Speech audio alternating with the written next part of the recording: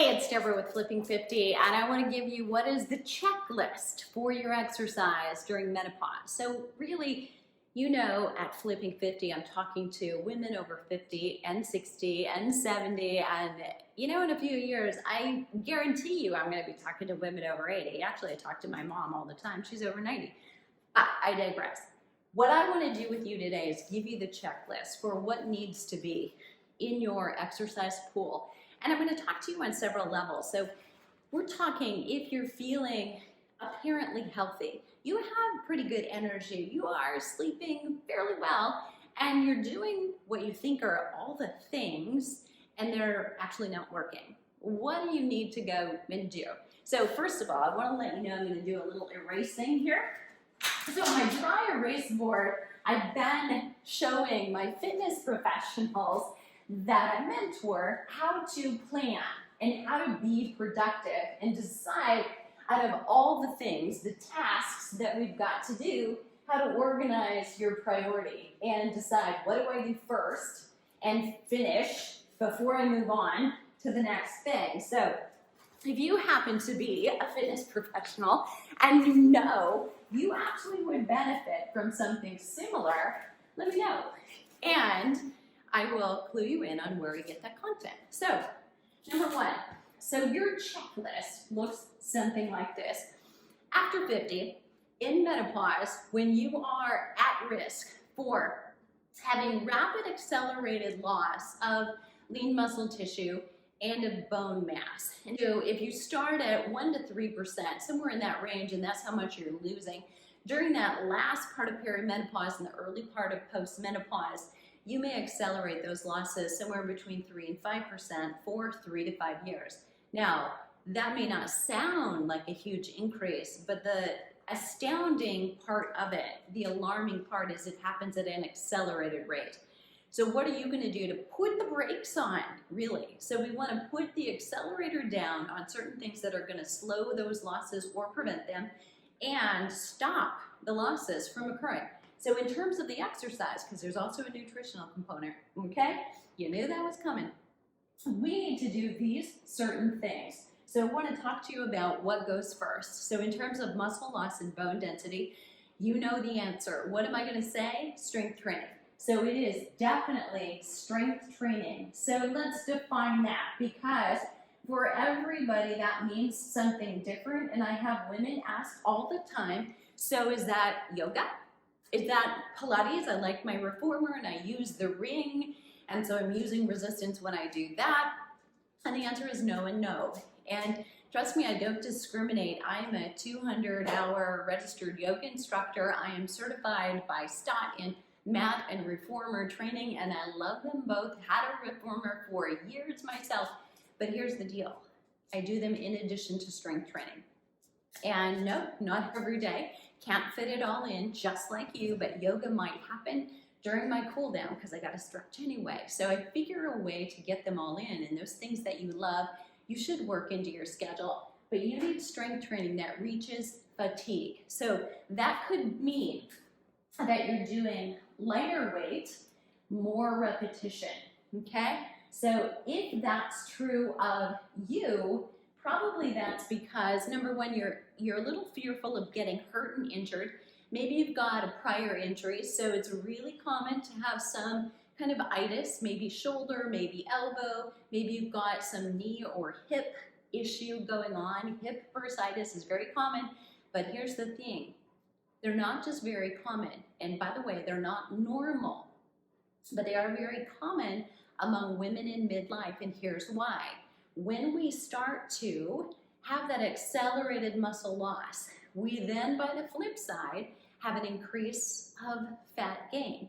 Your body composition changes even if your weight does not. You could come and tell me, hey, I weigh the same as I did in high school, but I am not wearing the same size jeans. Can't get that zipper closed, can't get that up, right? And the reason is your body composition has changed. Muscle is much more compact. It is your best friend, girl. It is the red convertible, okay? So you want to make sure that you're stopping muscle loss, and you do that by either decreasing the weight. With lower weight, you do more repetitions, or you're going to increase weight, lift a higher weight, fewer repetitions. The whole idea is fatigue, muscular fatigue, not tired. So let's distinguish those two things. Fatigue in the muscle would mean pretend that this is a weight. So really pretend for a little while. I'm doing a bent over row. And by the way, don't do these bent over rows like this, because you have to have your back muscles parallel to the ceiling in order to be using them. Okay, so this is a bent over row. And if I were doing that to the point of I can't lift this one more time or I'm cheating, that's muscular fatigue. At the end of a session, feeling like, oh, that was a great workout because I'm exhausted. Not so much. We can't say that exhaustion is going to say boosted metabolism. But if I've reached muscular fatigue and I wait 2 days, at least 72 hours, 2 full days rest between, like Monday, Thursday, and I've increased my protein intake because we have the opportunity for muscle protein synthesis, so we can use that protein to build the muscle and hold on to that lean and repair it after exercise. We've taken adequate rest, meaning you can exercise, but maybe you do that Pilates or that yoga on those days between, and then you're sleeping or working on it. And I know we can't go into that on this video, but those are all pieces of recovery. Then you do your next workout, that will boost your lean muscle. So it can happen either way, and I get you, but when you are feeling safe and empowered, and if you start strength training, even with this lighter weight, you will feel empowered. I promise you. It is not just about the muscle. It is not just about a backless dress or shirt or what is this thing called? Halter? But it is about inside, feeling stronger, standing up a little bit taller, walking into a room with your head a little bit higher. All that happens because of strength training. So much goodness. We're not going into that right now. But when you can, then move into higher weight and more repetitions. And I won't go into rep ranges right now, but this is a huge part of, if you've not got strength training in your repertoire, that is it. You need to get this in there and say check, check, and check twice a week.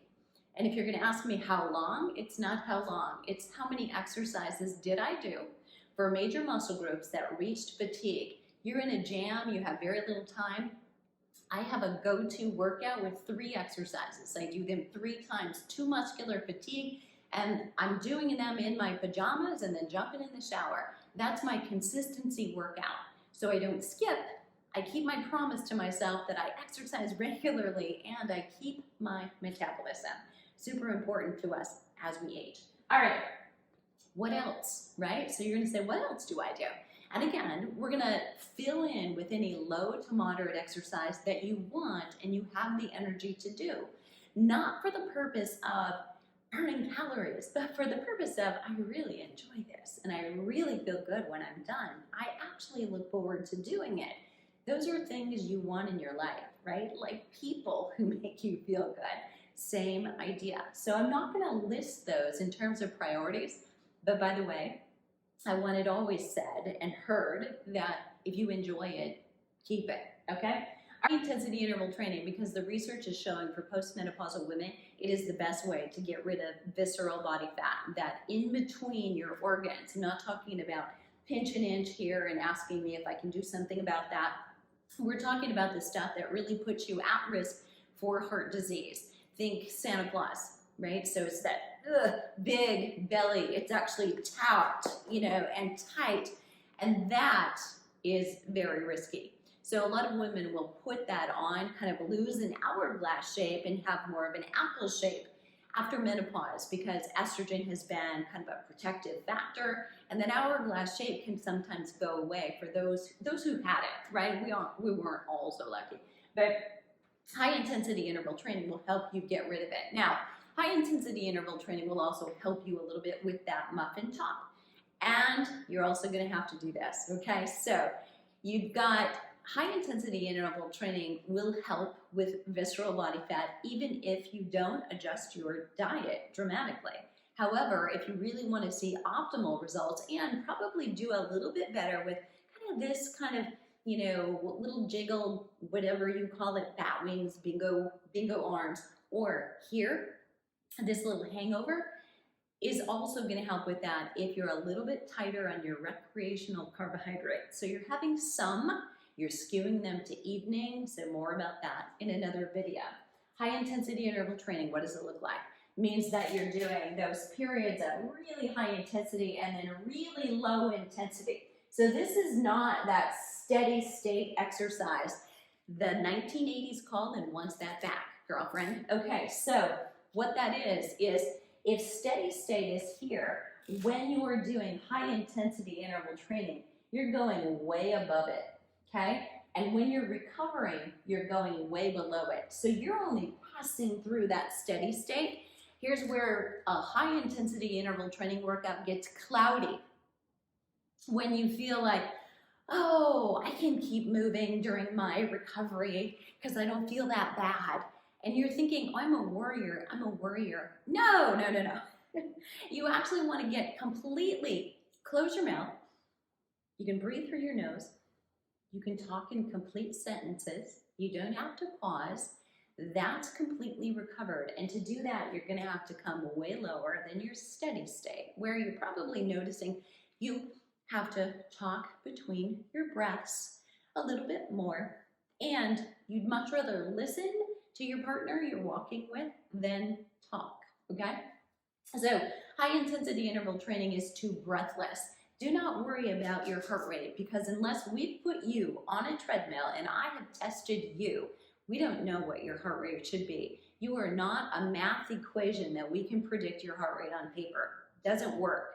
For most people over 40, those age-adjusted target heart rate ranges underestimate where we should be. Meaning, somebody may tell you, here's your heart rate range, and you're going to make that, and you're going to think, oh, I'm not burning fat. Why isn't this working?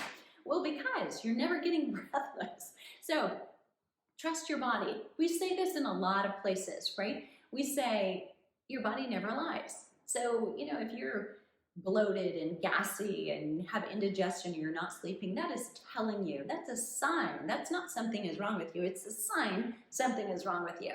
Well, the same is true if you're doing your interval training and you're not getting breathless. And if I'm talking to you about your heart rate, if you feel like you're having a heart attack, you should stop, okay? But if you feel like I'm not working all that hard, my heart rate says this, but I'm feeling pretty good, I know I can work a little bit harder than that, go ahead, it's okay.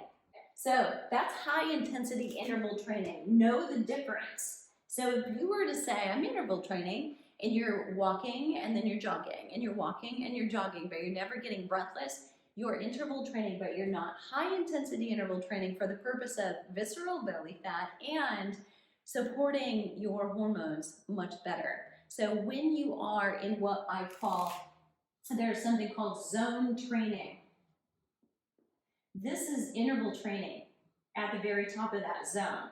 This, the little stripes down here, that's like all day activities, like cleaning your house all day, having to do some gardening, or maybe you don't have to, maybe you like that, digging in the dirt thing, or you're golfing all day, going for a hike, just having a good time. But when you're in zone 3, it's this one right here, that is what I call no benefits zone. It's usually something that drifts from a low intensity workout to a high that shouldn't have, or it's something that was supposed to be high intensity and isn't. No benefits zone for people who want to do half marathons. They're almost the only ones who should be training in that, and doing it though on purpose, not by accident. Okay, so what's next? Your checklist is your strength training, your HIIT, and next is low to moderate exercise all the time, any day, every day that you feel good. We need to move more. And this is really what I would say is NEAT. So it can be non-exercise activity time. That's what NEAT is. Or it can be going for a walk. Now, right down at my feet, I have a 13-year-old Old English sheepdog. When we go for a walk, let me just tell you, it is low. okay? It is not neat at all, it's messy, but it is around the block. It is good for me to be outside and be moving, and it's so much better for him to be out there and moving. So be thinking about, what are those levels? What are the things that you do? And if you don't do anything but you sit a lot at work, you sit a lot for your leisure, right now we're moving a little bit less unless you're intentionally getting outside, because we don't go places, right? So we've got to intentionally put this low to moderate exercise in there. Fill in everywhere. Every day you can do that. Days you strength train, still do this. Days you do HIIT, still do this. It's great recovery work. Days you're in recovery, do this. Okay, there you have it. Those are the 3 major things that you should have on your checklist for strength training. All right, and I'll see you on the flip side.